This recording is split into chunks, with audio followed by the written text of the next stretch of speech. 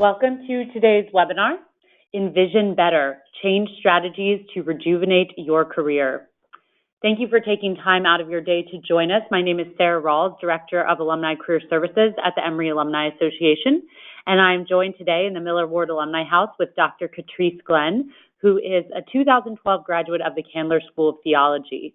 And if you're just tuning in for the first webinar in this series, Dr. Glenn joined us to create a 4-part webinar series throughout the year that will touch on a variety of professional development subjects that intertwine greatly with health, wellness, and how that impacts one's career. So we're thrilled. If this is your first time, glad that you're tuning in. And don't worry, the first 2 webinars in this series are recorded and archived on the Emory University YouTube channel.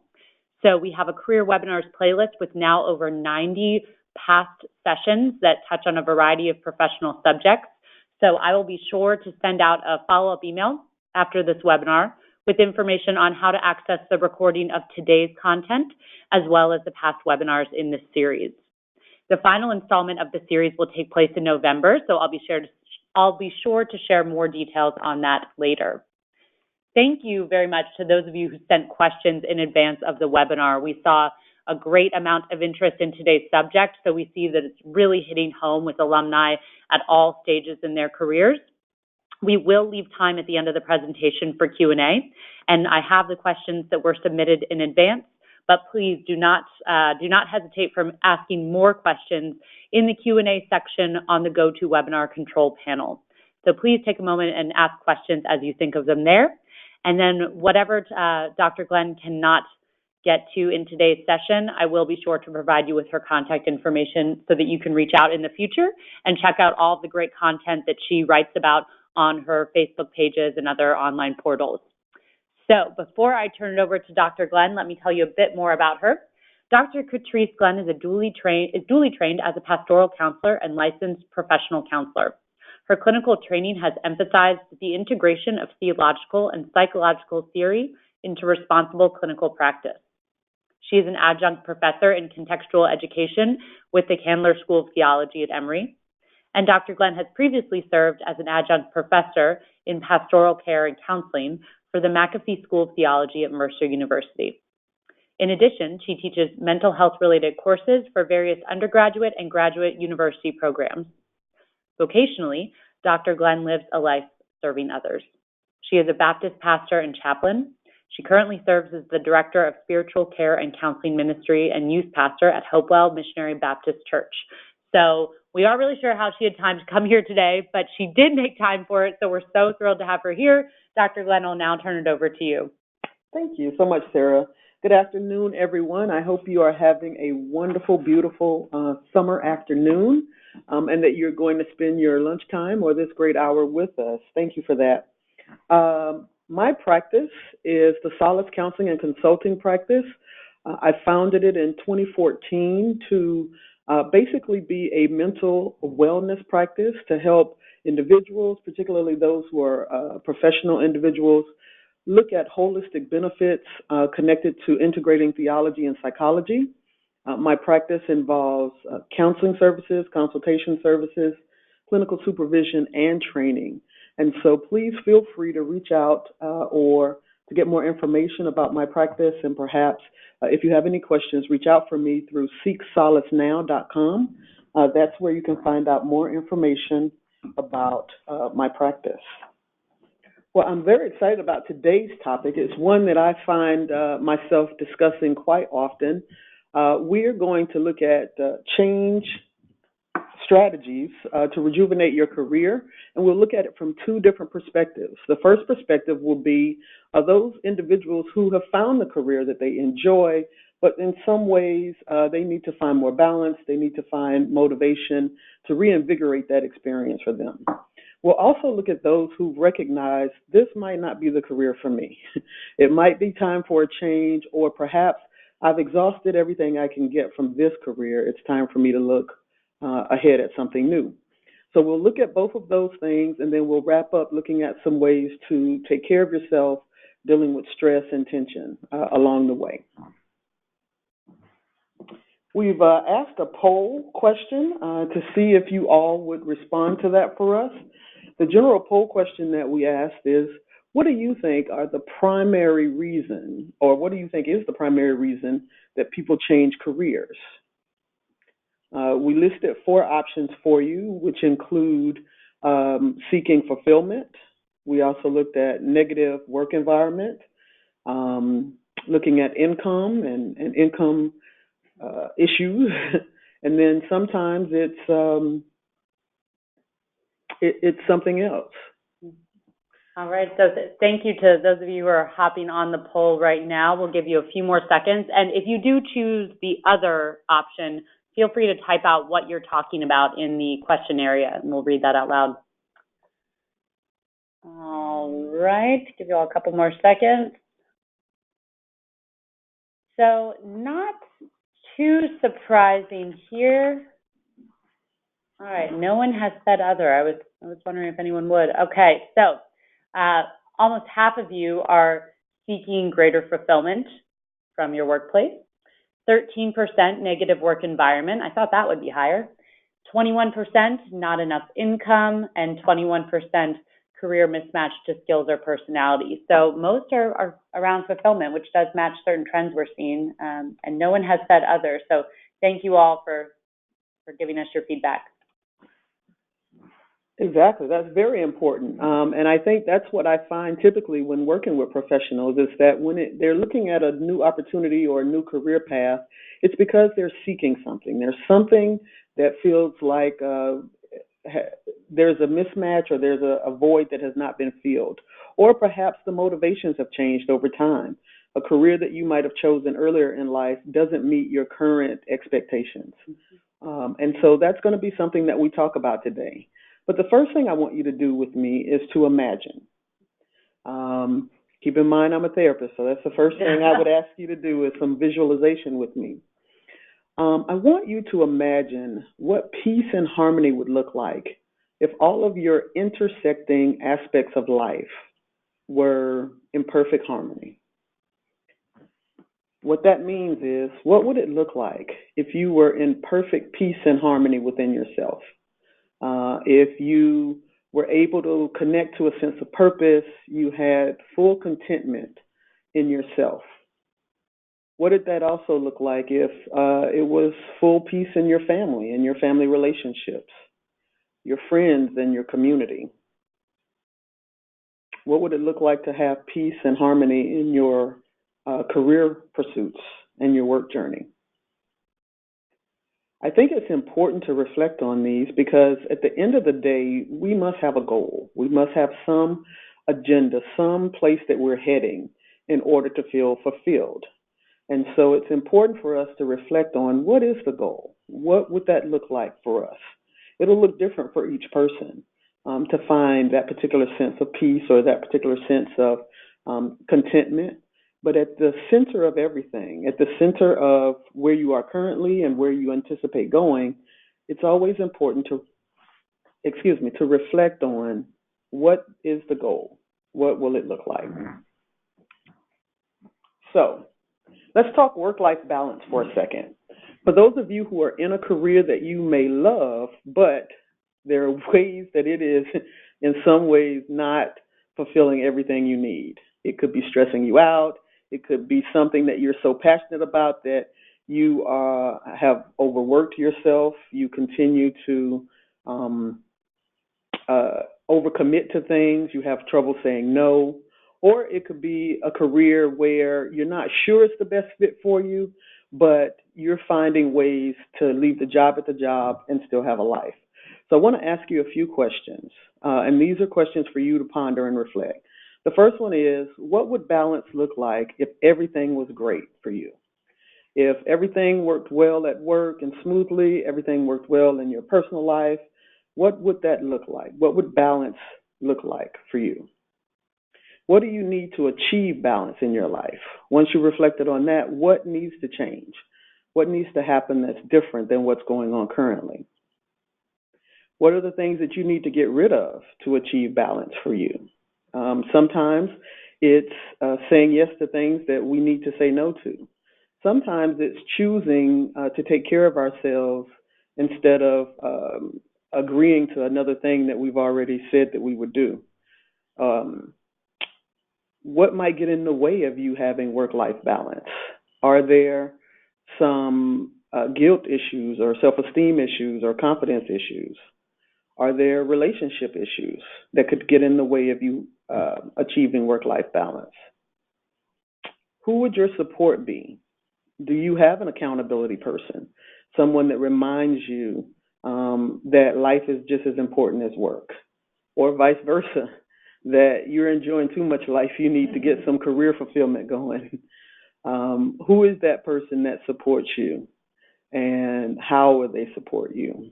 And ultimately, when looking at work-life balance, look at what's stopping you from achieving work-life balance.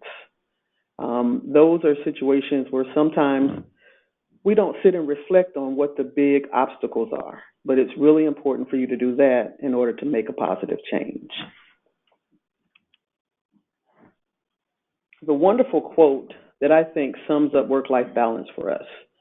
Work-life balance is achieving a healthy is managing our professional and personal life in sustainable ways that keep our energy flowing, our minds and our bodies healthy, and our whole selves happy and content. Now, that's wonderful, and that's exactly where we should be heading. But there's some things that perhaps you need to reflect on about finding ways to create sustainable paths to keeping your energy flowing, your minds open, and to stay healthy. For you, that may look like trying new self-care paths. It may look like engaging in some opportunities to give back because that makes you feel more fulfilled in your life. So look at those opportunities, and we'll talk more in depth about that toward the end. So, career fulfillment. Career fulfillment has a lot to do with how you feel about the career that you've chosen. What motivates you to stay in that career? What motivates you to try to excel in that career? That has a lot to do with your fulfillment, your sense of fulfillment. So self-motivation. Self-motivation walks hand in hand with fulfillment because it is that thing that pushes you to go forward. It's the thing that says, I'm doing this for a reason. It's that internal drive to achieve or to produce or to develop something. It's that thing that says, I can do this. I need to move forward. And it also is one of the things that keeps us from quitting. It's that self-motivation that I believe that I'm capable of more, and so I'm going to push myself for more. So what does that look like as far as fulfillment? When we're in a career and perhaps we feel like it's grown stagnant or we feel stuck, self-motivation is that thing that pushes us to look for a new opportunity, a new way to either conceptualize the work we're doing or a way to expand what we're doing so that it doesn't feel limiting. Self-motivation is always pushing forward, always seeking to expand the boundaries that we currently have. And so it's really important for us to hone our self-motivation when it comes to career so that we don't feel defeated. We don't, get caught in the trap of a defeatist attitude because then everything seems negative. Self-motivation is quite complex, though. It involves different levels of initiative, challenging yourselves in ways that you may not be comfortable with at times. Self-motivation gives a real check and a real look at what's the reality of a situation? What do I need to do differently? What skills and abilities do I need in order to achieve goals that are ahead of me? It also looks at expectations, like what are my real expectations?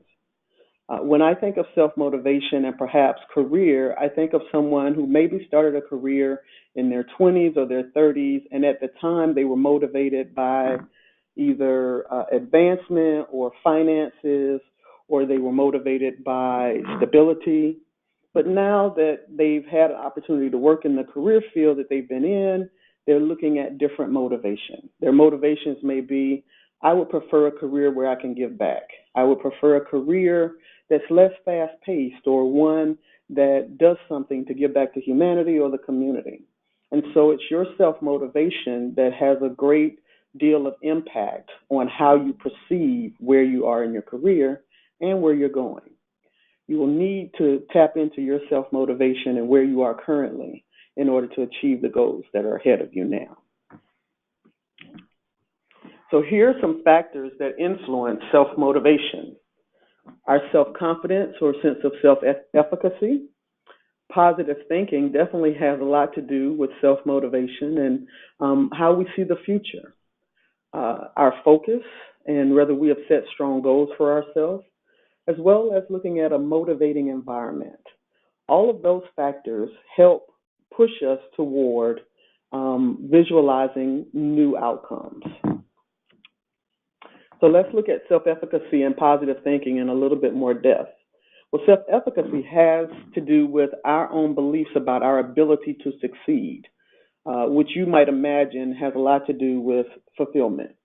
When you believe that you can achieve more than you're doing or beyond where you are, that has a lot to do with how motivated you are to push yourself forward. There's a belief in the fact that I am underutilizing myself, maybe, that says I need more education or I need more training or I need more certification so that I can become more effective and be more successful at the thing that I'm interested in doing. Positive thinking also walks hand in hand with that because it helps us see an attractive future.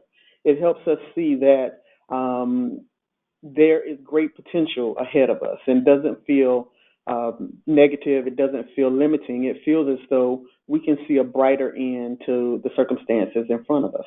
And it's really important because it also gives us choice. It gives us opportunities to look at multiple paths and possible positive outcomes. And so in every situation, whether we're in an environment that's not life-giving to us or whether we're in a situation where we just feel stagnant, positive thinking helps us to reframe the situation to say that this is not our future, this is our current, and there's a way to enhance our future, and we need to look at a path to get there. So, career change. Quite a few questions came forward about career change. We're going to address some of those questions now, and then we'll jump right in. All right, great. So yes, thank you for sending in your questions about career change. So we have one person here who is in the last 5 to 10 years of their working life. How should they summon up the courage to leave a job that no longer provides mental and emotional stimulation for one that would allow them to have more fulfillment and feel purposeful, but less income? And that is one of the largest questions that is associated with making a career change. Having the courage to step out, the risk-taking. What does it take to make a huge change in a career? But the thing that's most important to look at here is the cost-benefit analysis.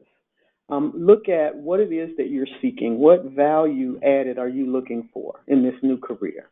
Do you believe that you'll be more fulfilled in what you're moving toward?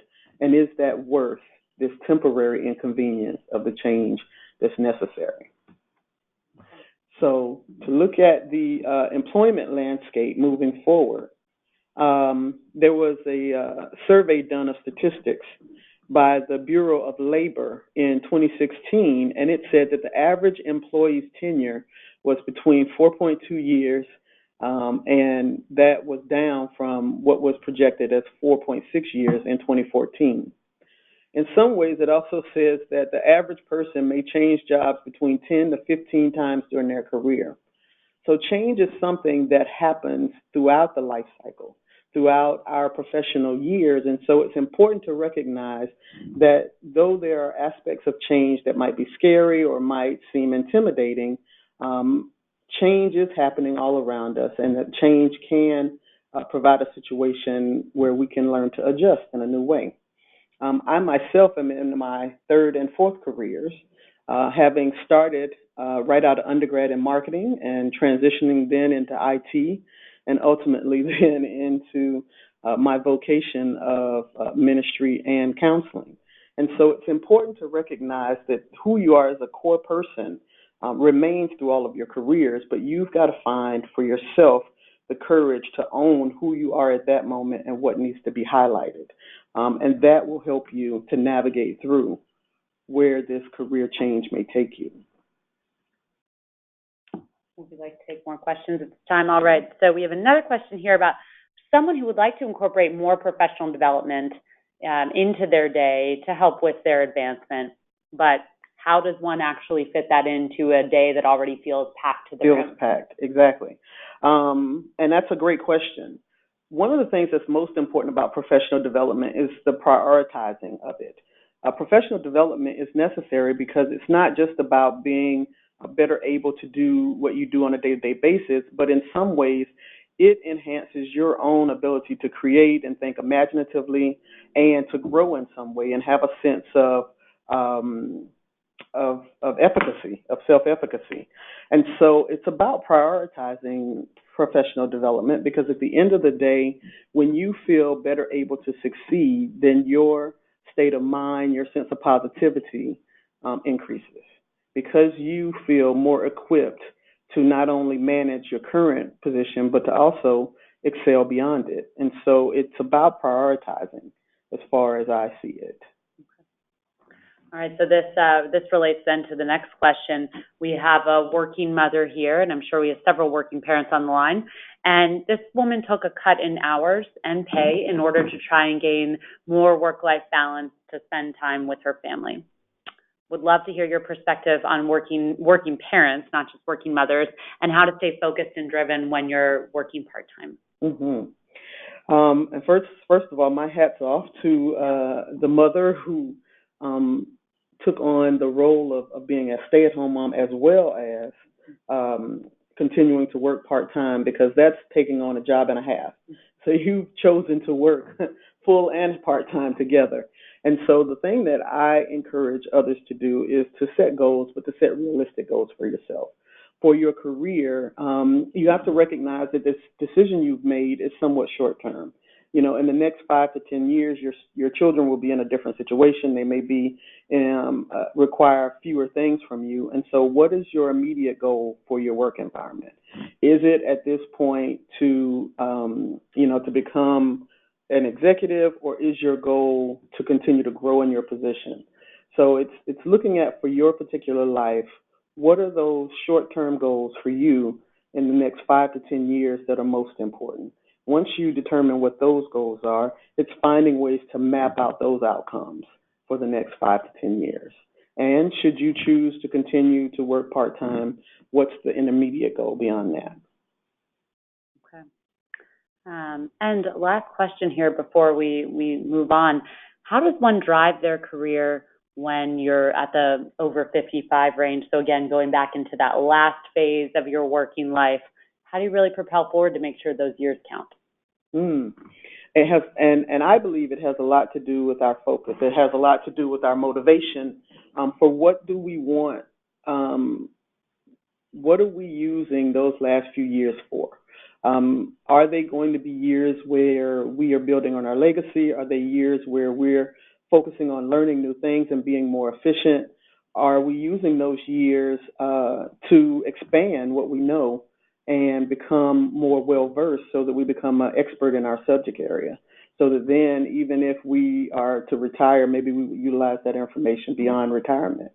So it's all in the focus and where we choose to go beyond that. I will pick up on that in just a few slides. We're going to go a little bit further and look at why do people choose to change careers. We asked a few questions in our poll, but here are some other motivating factors. Sometimes there's shifting motivations. Sometimes there's decreased interest in the career that you chose. The income potential or limitations of the career you're in. There is maybe a lack of advancement in opportunity. Sometimes there are work environment factors. It could be your hours of work, the environment you work in, the supervisors that you have, the supervision structure, or coworkers' lack of benefits or the benefits that are available in the particular career you're in. Some careers lend themselves to 80-hour weeks, while other careers are 9 to 5. Perhaps you're in a space where you're looking for more of a 9 to 5. Career mismatch. Many people may have been pressured into certain careers by family or external forces, simply either driven by income or financial means or for some other reason, and it doesn't feel like the career for them. It doesn't best suit their personality or their skill set. And then some people just want to change. They've done something for a certain period of time. They feel like it doesn't fit who they are, and they're looking for change. And when career turns into stress, it's important to recognize perhaps it is time for a change. When you begin to feel distressed to the point that just going to work is frustrating for you, when you're at the point where you dread getting up in the morning to go to the job that you have or to even be engaged with the people in your career field, when you feel unfulfilled, when you feel hopeless, when you feel underutilized. There's some careers where we're not even scratching at our potential, but we're there because we're able to do it. Sometimes there's a financial burden, stress. If the career path that you pick you love, but it also doesn't meet your needs. Many people who work in the nonprofit sector often love what they do, but they struggle because the income levels are so low. Maybe you don't feel challenged at all. The work that you're doing really doesn't push you to be any better or to go beyond a certain level. And then there's a comparison trap. Maybe you're looking at what your friends are doing or the other folks that graduated with you are doing. That's a huge career stressor. What is it that's important to you? And it's really great if you take some assessment about how are you perceiving your current situation with your career. Is it something that's stressful to you, or is it something you just want to invigorate? So one of the questions was, what does it take to get to the next level, to make those changes? Well, in order to make a career change, there are a few characteristics that are going to be necessary in order for you to make a smoother transition. One, the willingness to continue to learn. That's super important. I know we got a question earlier on that asked, is there a way to make a career change without the additional training or trying to go back and get another degree, and how do you do that without incurring debt? I think one of the things that's most important to look at is, as long as you're willing to put in the work or learn whatever's necessary for a new career, that those opportunities will be there for you. Is there a way to do it without incurring debt? I'm sure there are some creative strategies people have enlisted to try to find ways to do that. But at the end of the day, what's more important is, are you prepared to continue to learn? Are you willing to do what it takes to learn everything associated with this new area you're interested in? And courage. It does take courage. It takes choosing to step out there and be bold, prepared for what is to come. It means that you're teachable. You're willing to go and sit at someone else's feet and allow them to teach you how to be better at this new career field. It means that you're willing to take risk. And sometimes it feels like a gamble, but if ultimately it makes you feel more fulfilled in your career, then it's likely a risk worth taking. And it requires a certain amount of adventurousness. You are stepping into the unknown, but you're stepping into the unknown with the goal of finding something that's going to fit you better than what you currently have. Here's some things to consider before you make a career change. One, stop. Reflect, pray, and meditate on why you want a new career. What's motivating you? What's motivating this desire? And what are you looking for in a new career? Is it just new income? Is it just hours? Is it just a different work environment? Or are there other deeper intrinsic values that you're looking for? What are your transferable skills? Have you completed a career assessment? I would also recommend that you work with a career counselor, work with career services. Which we have a whole slew of partner career coaches who are here for you. More on that later. Exactly. Work with a career counselor or consultant or a coach to help you understand what skills you have would be transferable no matter which career you switch to. And then those that might work definitely for the career that you're interested in. Have you done career research? I always recommend that you go to the Occupational Outlook Handbook provided by the Bureau of Labor and look at what are the projections for a career that you're interested in. Find out what the work is like, the environment is like, if this is a career that's dwindling or if this is a career that's exploding. It's important to look at what's out there and what's available. One of the things I will add to that is I looked at recent research that says that we're moving toward somewhat of a kind of gig workforce environment. And what that means is that, people are building basically a career out of having multiple gigs, part-time, short-term, some contract-based, some just work at home, or different types of opportunities that may be limited, but they use those collectively to create their work environment. Okay. Other things to consider. Do you need to look at an adjacent position or career field? Meaning, is it necessary to make a complete, 180 turn, or is there something close to what you're already doing that might be just as fulfilling? Okay. Perhaps if you've been in academia for all of your life or for all your professional life, and you feel like there's nowhere you can go with academia. Well, many people who are in academia choose to diversify.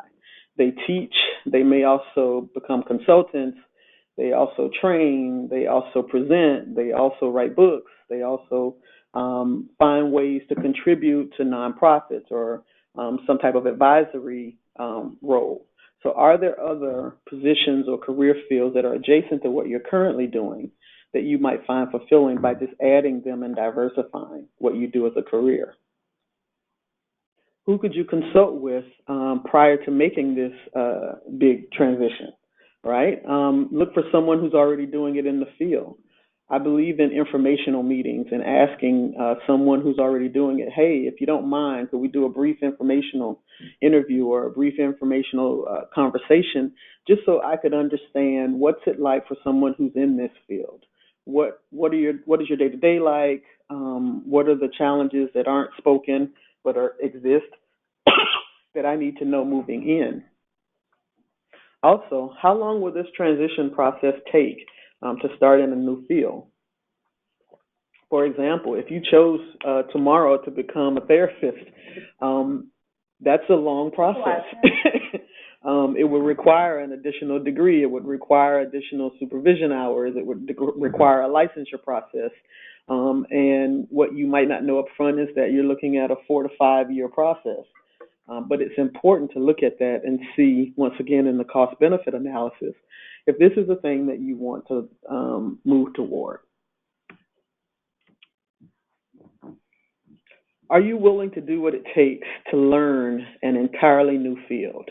That means, are you prepared to do all the training, the certifications, the additional education, the internships, the externships, the unspoken professional developments that would just make you better qualified? Are you prepared to undertake these new aspects of transitioning to a new career? How will you financially support yourself during that transition? Will you continue to work your current position while you try to gain the necessary information and skill set to work in a new career field? Or are you able to, because of your financial standing, to just kind of stop one and start the next, or start the journey toward the next? It's important that you evaluate what your options are and to look at whether those decisions affect others. It may affect your household income if you just decide, okay, I'm going to take my salary and we're not going to use that for a while. We're going to just try something different. So it's really important to look at all of those options and aspects.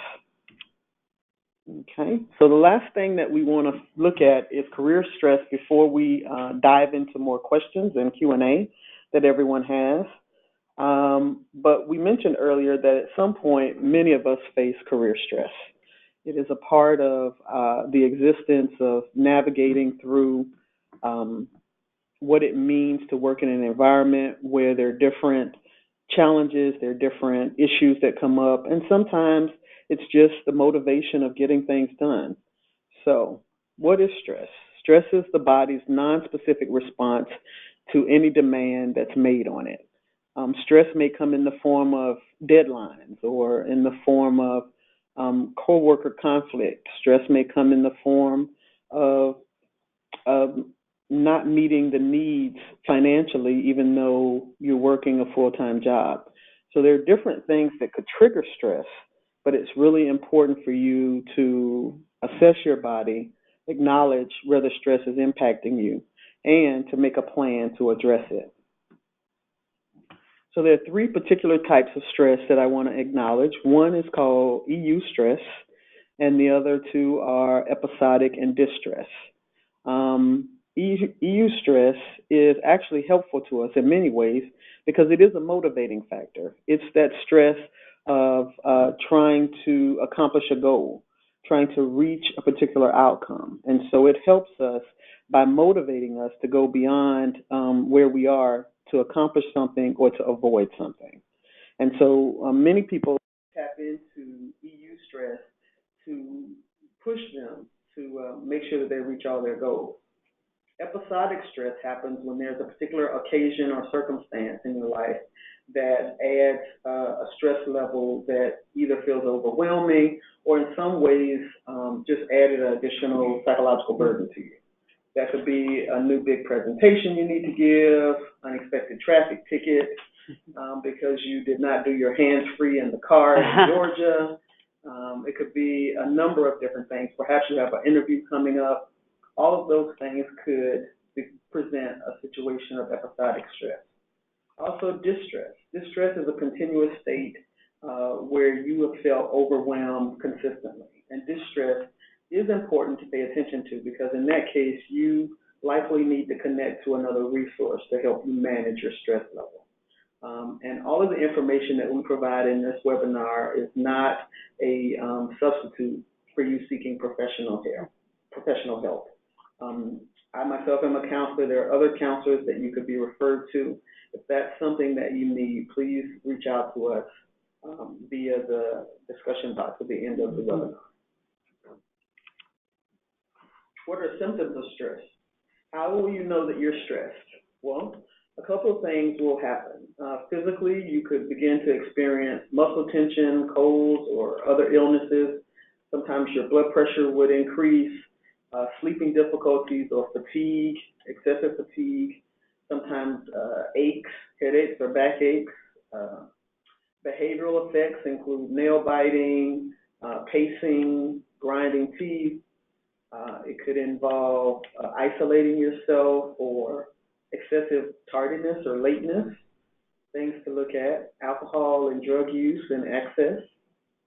Emotionally, depression, anger, fear, anxiety, mood swings. And then cognitively, forgetfulness, having unwanted or repetitive thoughts or difficulty concentrating. All of those might indicate that your level of stress is becoming unmanageable, and it would be really important for you to reach out and allow someone to help you manage those, to come up with a strategy.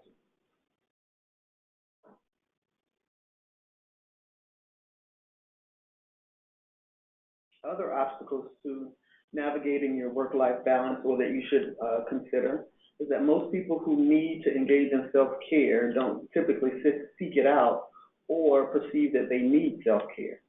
Often a big concern for us therapists is because oftentimes when people come to us and they indicate that they are overwhelmed and they are overworked, and we ask about self-care, the thought had not occurred to them. And so it's really important for us to continue to remember that our self and our harmony and our peace are very important to sustaining our ability to reach our goals and to be productive and to be healthy. Sometimes it's the stigma of seeking help that prevents people from obtaining work-life balance, or lack of time, resources, or proper education about what that process looks like. And then sometimes there's an apprehension about professional treatment or that medication can be expensive. So all of these are things that shouldn't be a hindrance to you seeking work-life balance.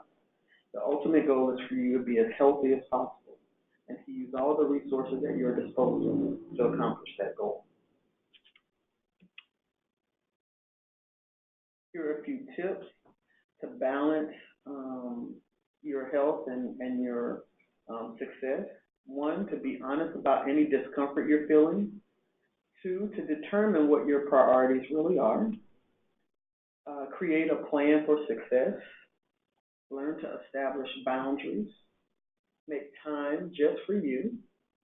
Take care of your health. Work smarter and not harder. That's easier said than done sometimes. Know when to ask for help. Nurture relationships, particularly those relationships that will help keep you accountable. Learn to leave work at work. That's psychologically as well as emotionally at times. And then make sure you're scheduling time to relax and connect with others. Okay. And that pretty much leads us to the tail end of our presentation today, the importance of making sure that you seek assistance and support through referral resources, which we've listed for you earlier. And I believe that Sarah has some additional resources to recommend. Yes, so all alumni are eligible for exclusive offerings with our Emory Alumni Association partner coaches. So we have career and leadership coaches who are available to meet with you in person or virtually. You receive 1 complimentary session with each coach, and then there is a discounted rate for alumni after that. So please email me if you would like to just have a consultation with a coach and see if it is best to have them guide you. They're great resources to just bounce ideas off of about career transitions or other issues that are personal and impacting your professional goals. Also, I see we have a good number of Emory alumni who are also Emory employees on the line. And through Emory University, there is free counseling and other types of assistance available for anyone who is in distress or wants to talk about career changes within or outside of the university. So be sure to take advantage of those resources and email me if you don't know where to find those on the Emory Human Resources website. And I will be sure, we just talked about connecting with new people, making new connections as you consider changing careers. We have several events and resources for which you can do that. So I will email those to you afterwards as well. Wonderful. So just a quick review about what we've discussed thus far in envisioning a better reality, a better career experience for ourselves. There are a few things that you need to look at when evaluating the current career that you're in. Evaluate what is and is not working for you. Acknowledge all of the factors that currently intersect with your goals. Choose a healthy method to cope. Make an action plan. And then, of course, follow up that new plan. When I look at change strategy, the most central concept to change strategy is to determine what your intended outcomes and goals are, and then decide what are the short-term, intermediate, and long-term goals. Lastly, to work on a path toward each one. And I think that's a key for us to look at where we are. So if we're in a career that we're enjoying and we think is working for us, then that's wonderful. How do we reinvigorate that? We re-envision how we can be more productive in it, how it can be more fulfilling, how we can expand our current role in it. If we're looking at transitioning into a new career, then we look at what is it that's core to us, that value to us that we're seeking to obtain, and then what goals and outcomes are necessary for us to push toward. All right, so at this time, please take a moment and ask any questions that are still on your mind. Dr. Glenn, thank you for all of those fantastic resources and tools to help us think through what we want next in our life. So, first question, we have someone here who does not want to be boxed into a certain career path and is seeking a different path. Assumptions are made based on this person's resume, but unless she meets with a hiring manager, she is unable to explain why she would be qualified for a job. So I think this happens a lot. People want to switch careers and they have a good case for it, but that's not going to come up on their resume. So how do you get in the door? What advice would you offer to those who are seeking a new industry? And I think that's definitely a situation where you would want to work with a career coach. so that you can highlight a resume that speaks to the skills that you have that would attract a hiring manager, that would that would communicate what you're bringing to the table more so than where you've been and the experiences that you've had. And those are resumes that can be crafted that are focused more on skill set and achievable goals than it is on just chronological careers that you've attained. I think, but that's definitely a situation you would want to work with a professional with.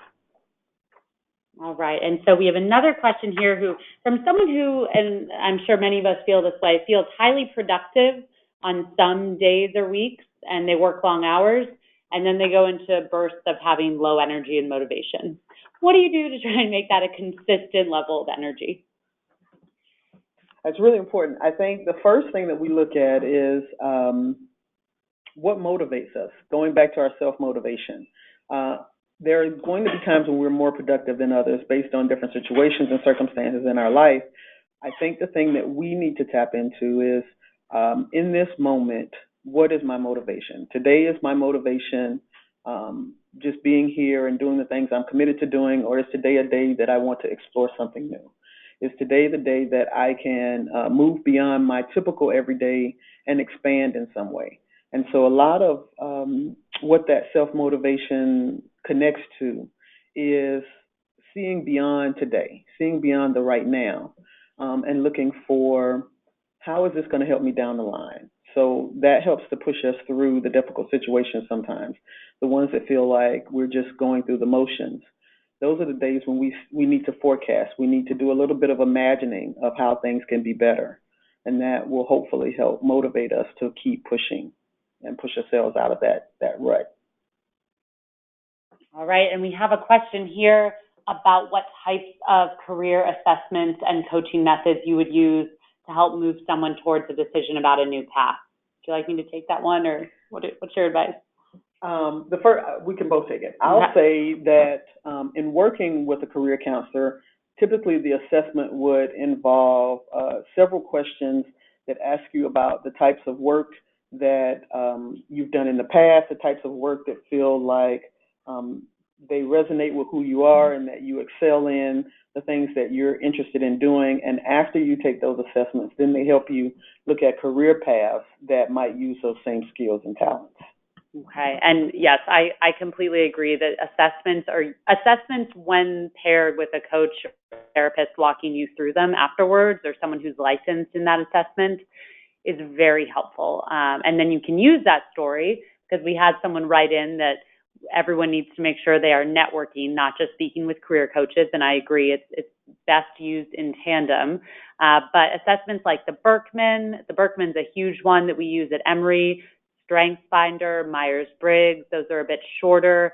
I would take as many as you can, and sometimes they're paid, sometimes they are free, but you can use all those results and then have your story ready on what type of industries or types of employment would be best for you. And then you can go out and network with people. And as Dr. Glenn mentioned, conduct informational interviews to talk about how to get into those areas. So feel free to call us afterwards if you'd like to talk through that a bit more. And so at this time, it looks like we have gotten through all of the questions. Sounds like there are a lot of folks who are trying to transition into a new industry. So I certainly recommend you take a look at the career resources we offer, as well as Dr. Glenn's website. And again, you can revisit this content afterwards. We have recorded today's webinar, along with the first two webinars in Dr. Glenn's series. So I will send out information afterwards with a link to our YouTube channel, as well as some other resources you can explore. And if you are in the Atlanta area tonight, we are having a networking event at Bryan Cave in Midtown. Our Caucus of Emory Black Alumni is hosting a networking event for all alumni, not just attorneys. So come out and join us this evening if you'd like at Bryan Cave. And thank you, everyone. Thank you to Dr. Glenn. We hope to see you on a webinar soon. We are putting together our fall calendar right now, so stay tuned for more sessions coming your way.